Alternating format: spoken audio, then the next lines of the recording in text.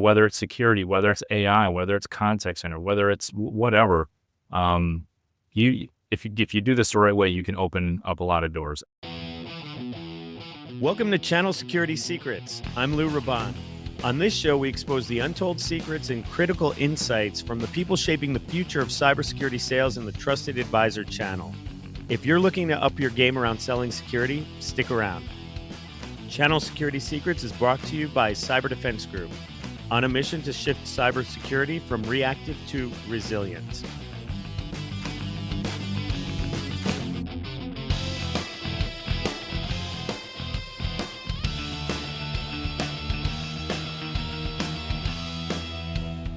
Hi, everyone. I'm stoked to chat with our guest today.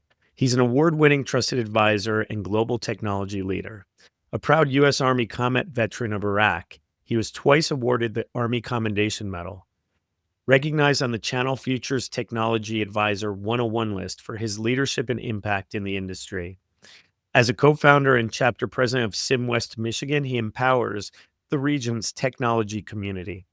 He specializes in developing enterprise IT strategies across AI, cyber defense, customer experience, and cloud.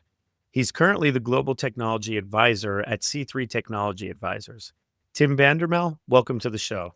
Lou, thanks for having me, man. I'm glad we got past some of these technical difficulties leading up to right now. Oh yeah, tech, gotta love it. Jumping right into it, what's the biggest secret to your success in the channel? Yeah, for me, it's really building that relationship capital. So, being here for 13 years, that ability to create and develop relationships has been key for me. And just being like genuinely curious. I enjoy when I get to meet somebody for the first time and they're expecting me to like dive in and go in for the like, oh, hey, let me tell you about C3.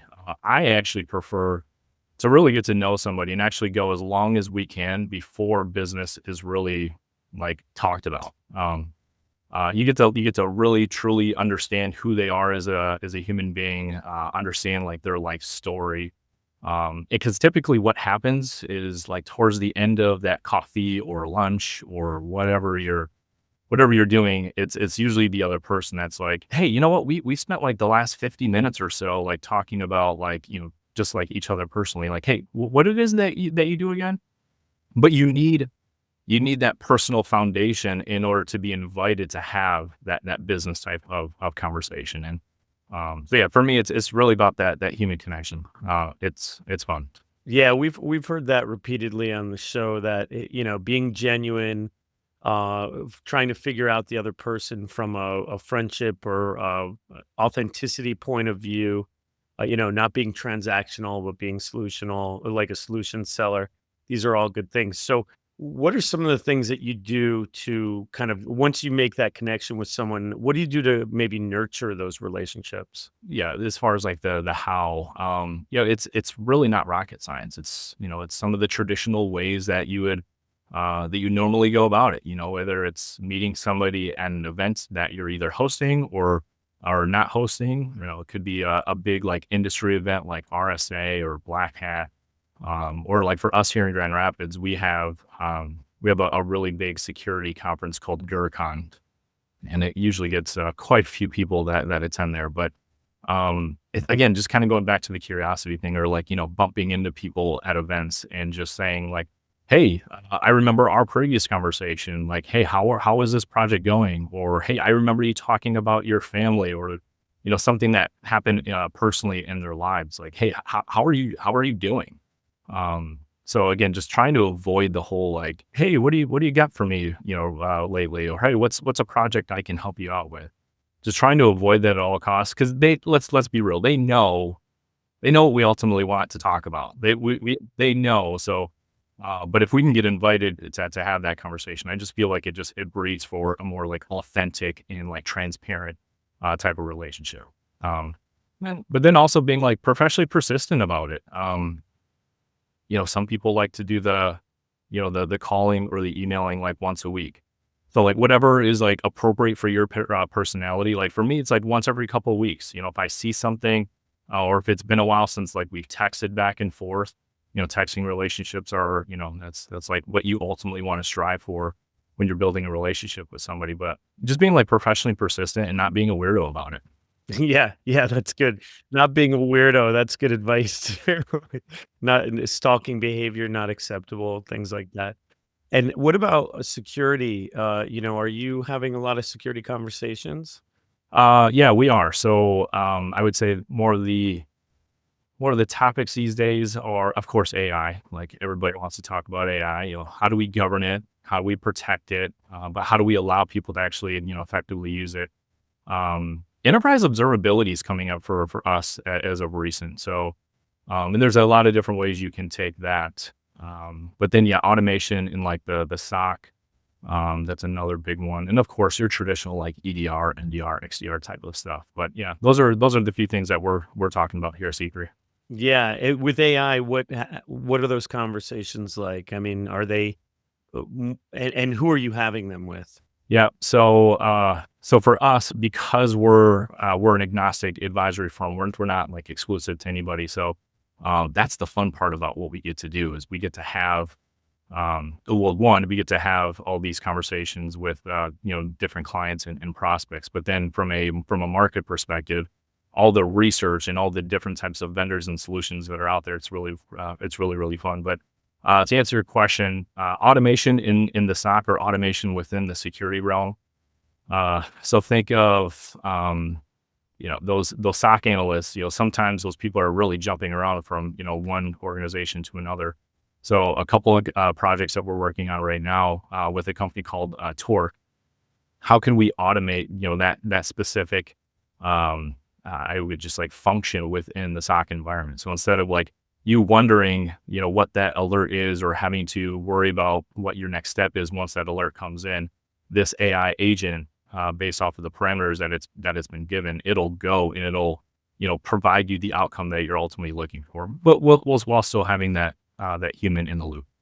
Yeah, yeah, that's good. And is it? It's funny because when you read the news, you hear enterprise, everyone's using AI, but no one's paying for it, right? So, are you actually finding customers that are willing to pay for AI solutions? Uh, we only have a few today. There's a lot that are still being like evaluated.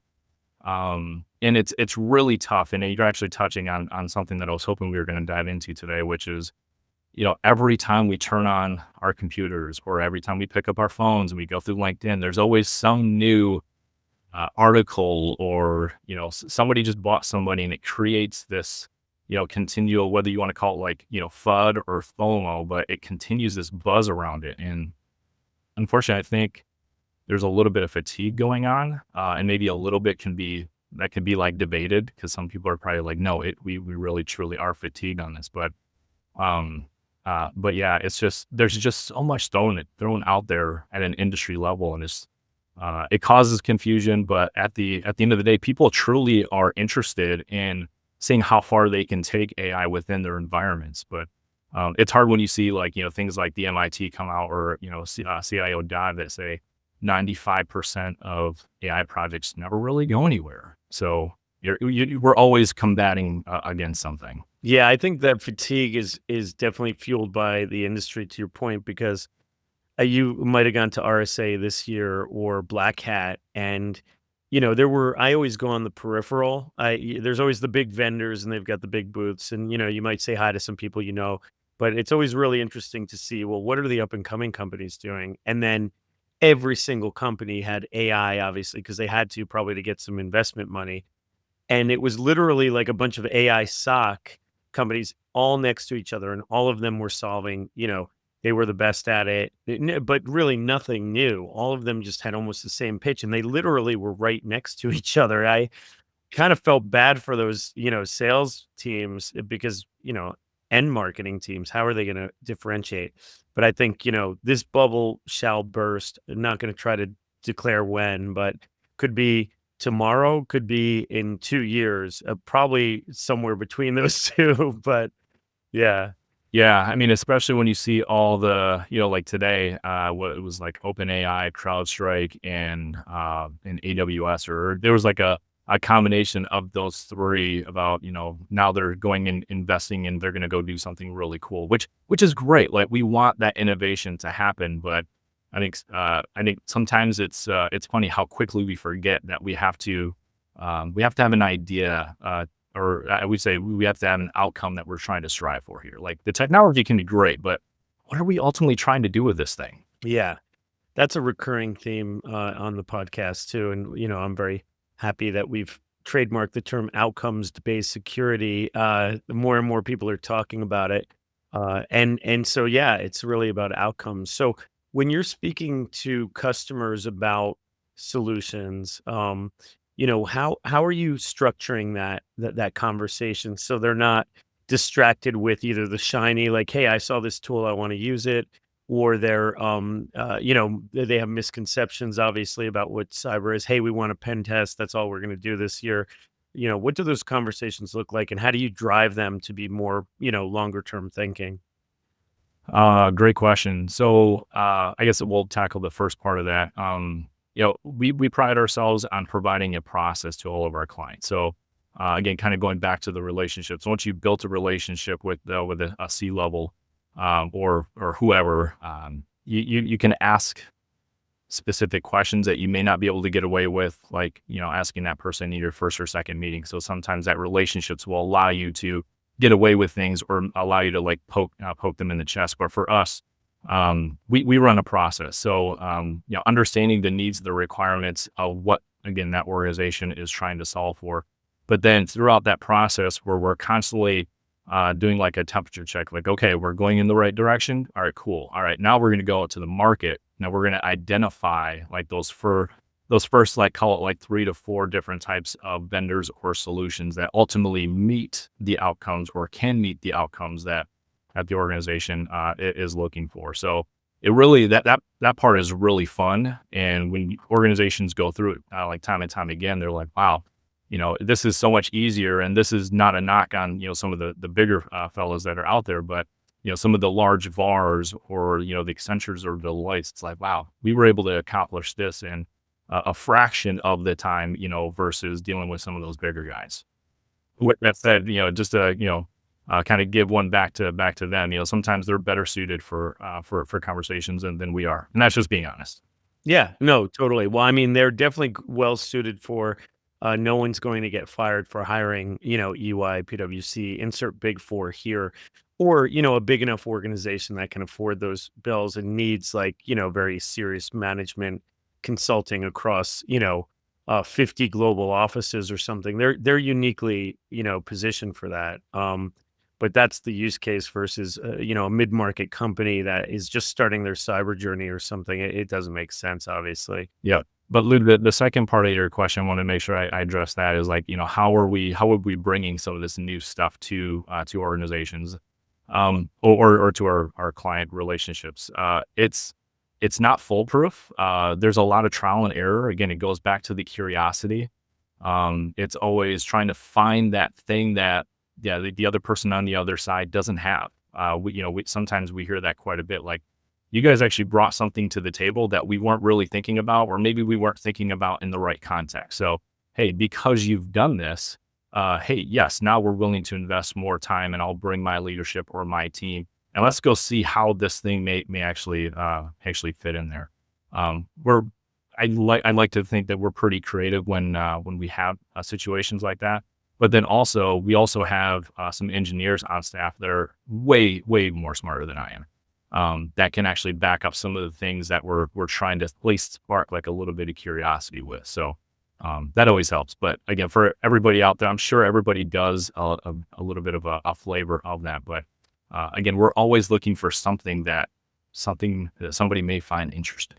Yeah, yeah, and that can also solve pain, right? And so that's, I think, really the most important part is that we need to solve pain for our customers. We can't just bring them a bunch of solutions that don't connect to that, or we're not going to be successful. And you mentioned, the vendors, picking the vendors and stuff. What's your process for that? What do you look for in vendors?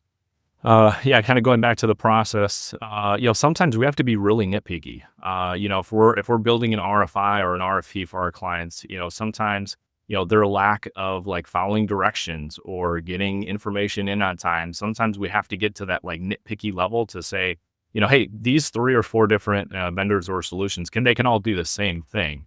So at some point we do have to be nitpicky, but of course, it's your stuff like Gartner. We always stack up our own internal market intelligence against what like the Gartners and the G2s and heck, even a lot of our clients today, or even prospects that we know that may have a certain type of solution.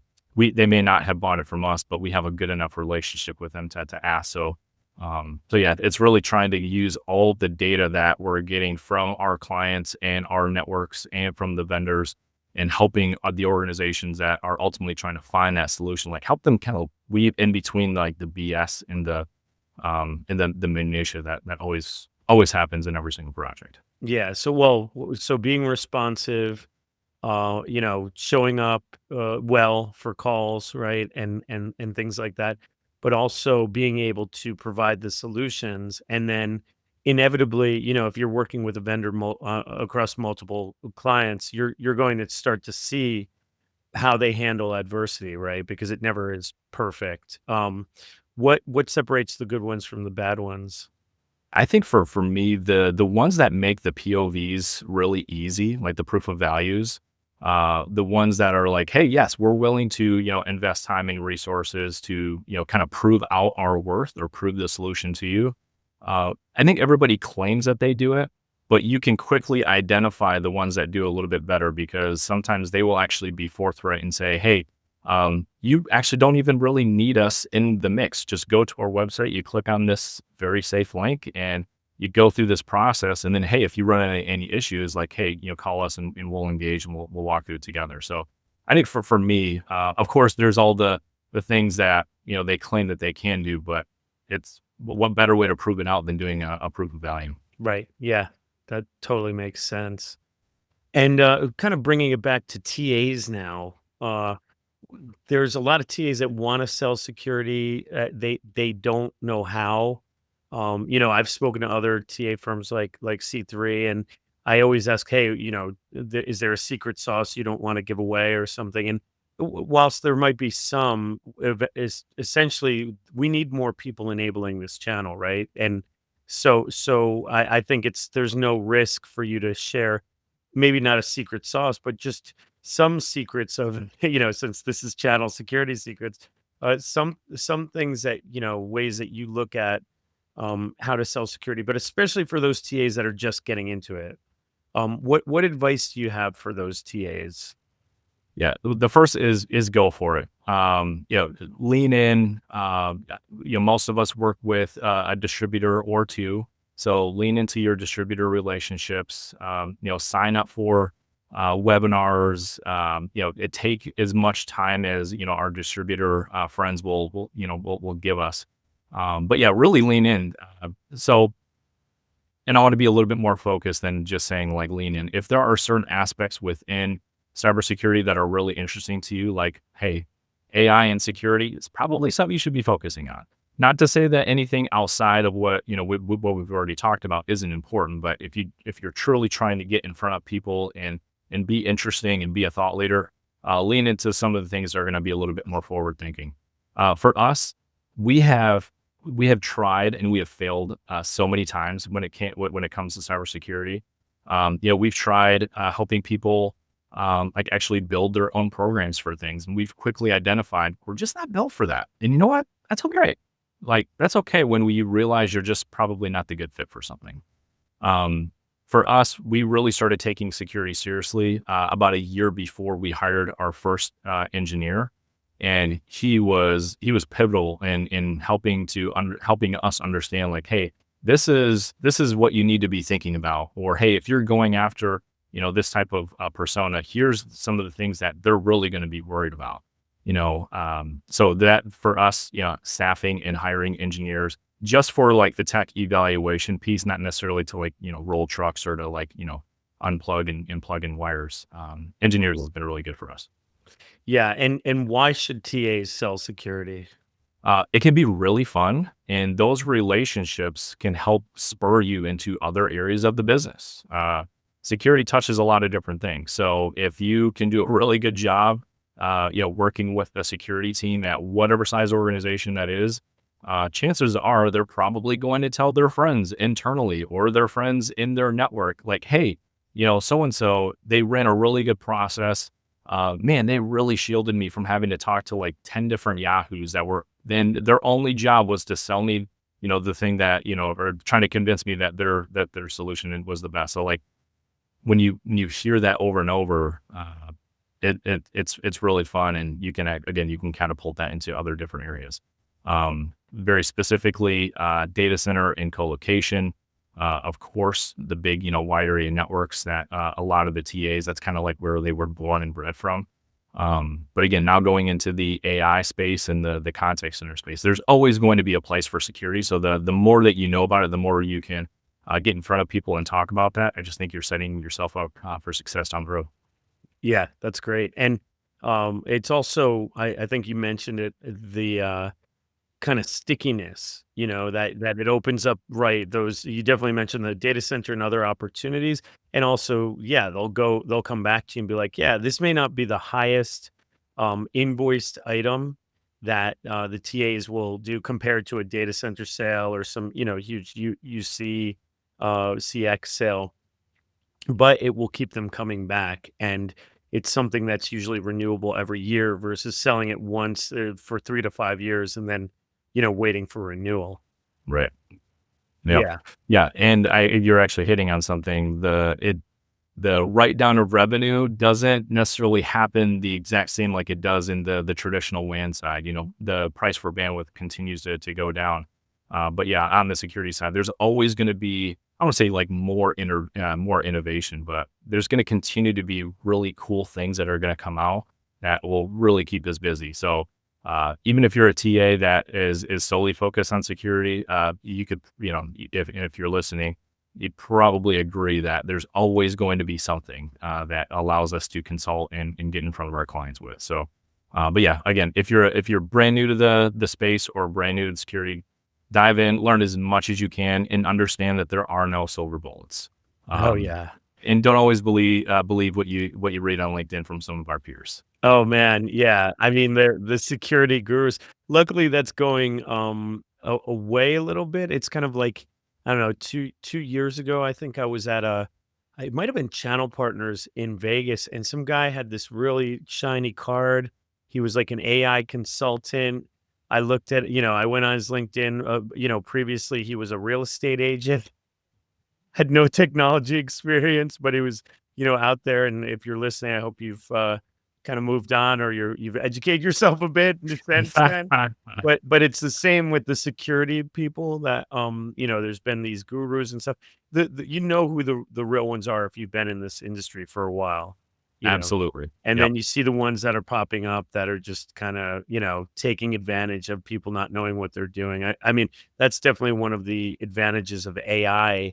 This the seller's advantage is going away, which was the having more information than the buyer. It's kind of like car sales, right? Like once CarMax and the internet came around, used car dealers just couldn't play the same games that they used to because all the information was out there. And if you're an informed buyer, you basically it's information. What's it called? The disparate information, basically, someone having more information than the other.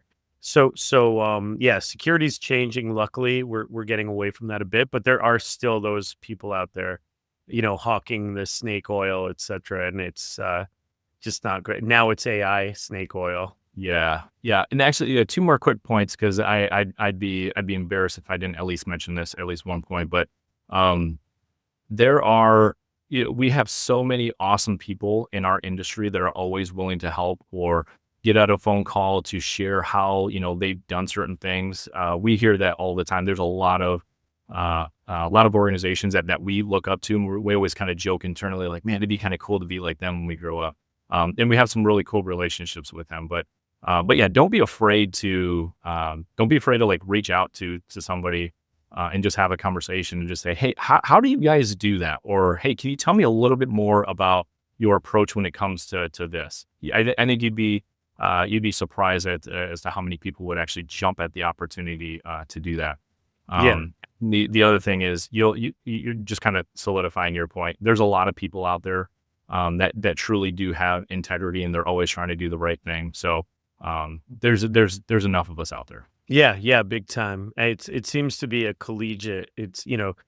Channel is a smaller world than everyone thinks, and cybersecurity is actually a tiny world, believe it or even though more and more people are piling in. And the good ones are very collegiate and open to sharing information and stuff as well. We should be because we, at the end of the day, it's not we want to make money and sell stuff, but we also want to protect these environments that we need to. And so, yeah, it's really important. What excites you, Tim, about the future and all this fun stuff that's happening? Uh, there's just so much potential.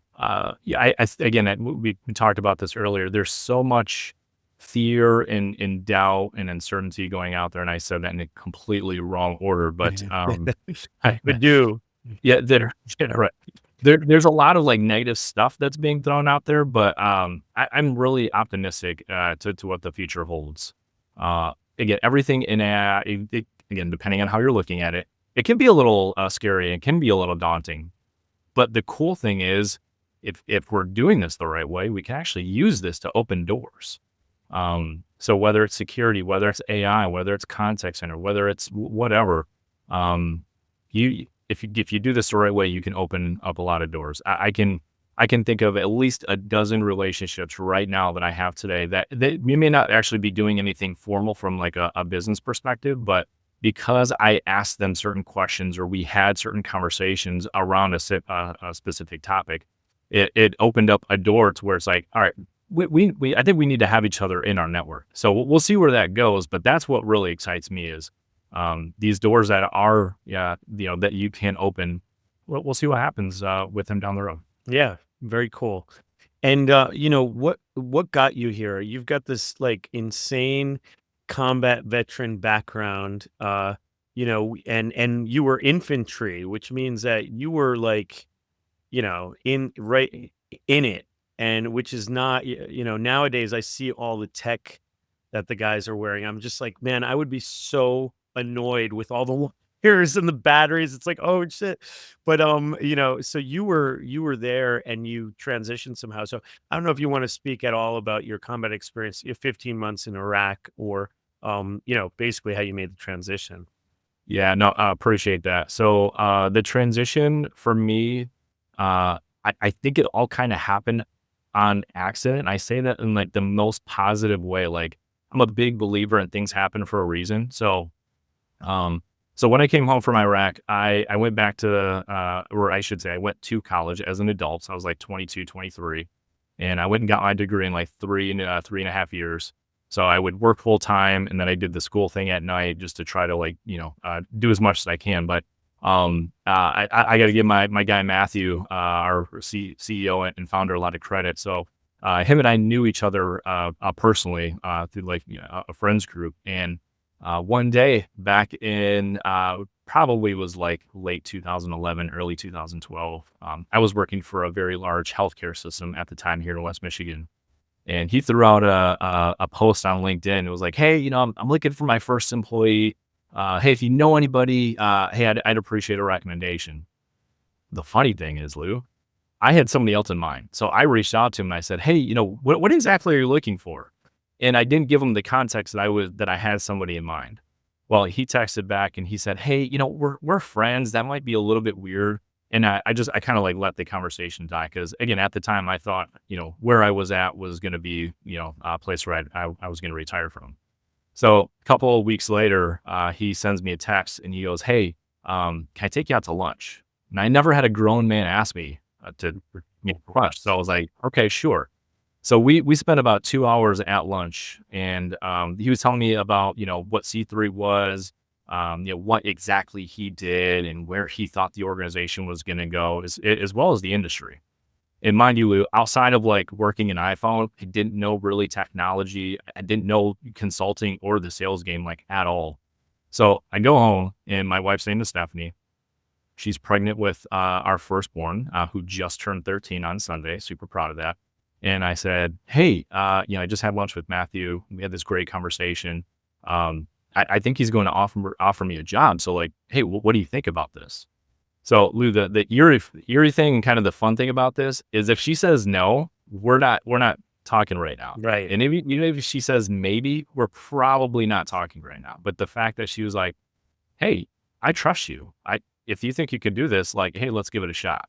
And I thank her every day for for at least giving me like the thumbs up, saying like, "Hey, yeah, well, let's give this thing a shot." Because I enjoy that I get to do this every single day. It is so much fun. So yeah, there you go. I did know sales. I did know technology. Matthew just he saw something in me with the military experience and the fact that I had stayed at my previous employer for a really long time. So he knew that I was loyal to the organizations that gave me a shot as well as the military stuff. So yeah, it's been just over 13 years and it's so crazy to think about that. I know time is like flying, especially COVID.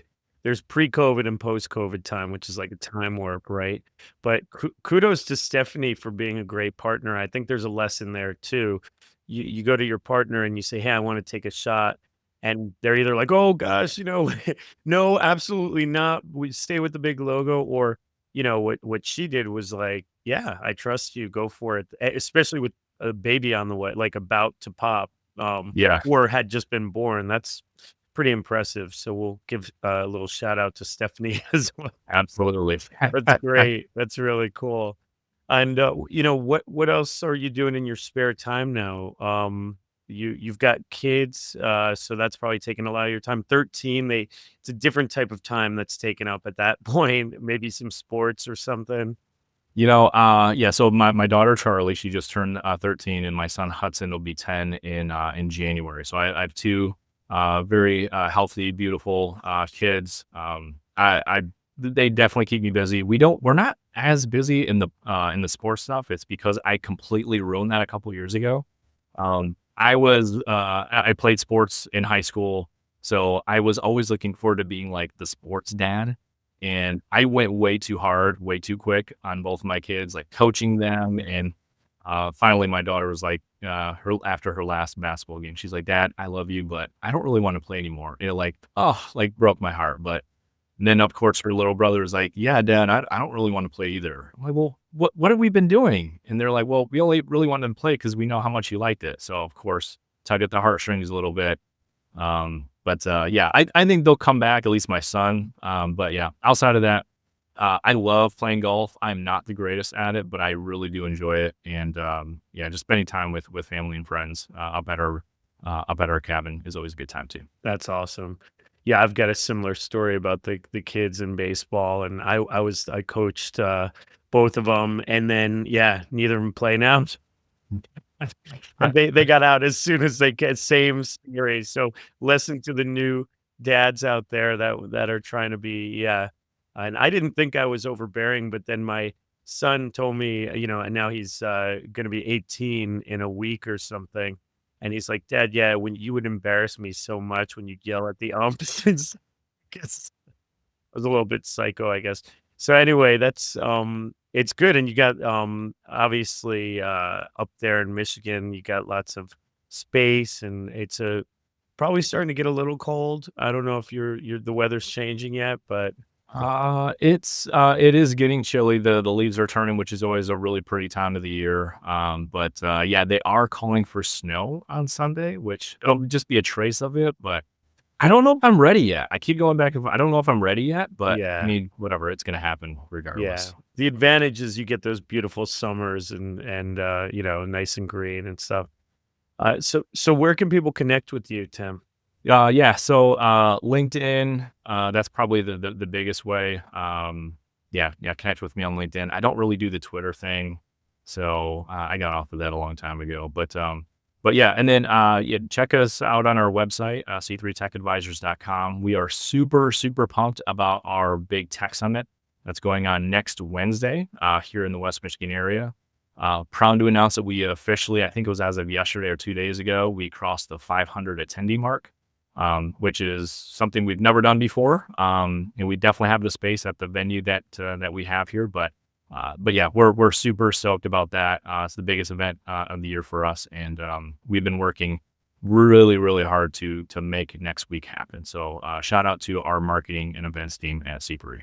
That's awesome. Well, hopefully, if you're in the area, go see it. Go to the expo, and that is a big milestone. Getting 500 people to show up for any event, unless you have lots of free food and stuff. So they obviously want to be there and want to learn. So that's awesome. Absolutely. Thank you, Tim VanderMel. It's been great to learn about how you approach the channel, what's important to you, how you're thinking about tech. Really appreciate you sharing your insights today. Appreciate it, Lou. Thanks for having me. Absolutely. And thanks to those that are watching and are listening. If you learned something today or laughed, please tell someone about this podcast. Thanks again, Tim. And this has been another exciting episode of Channel Security Secrets. See you next time. That's a wrap for this episode of Channel Security Secrets. Thanks for tuning in. For show notes, guest info, and more episodes, visit us at channelsecuritysecrets.com. Channel Security Secrets is sponsored by Cyber Defense Group. When it comes to protecting your business, don't settle for reactive. Partner with experts who build resilience from the ground up.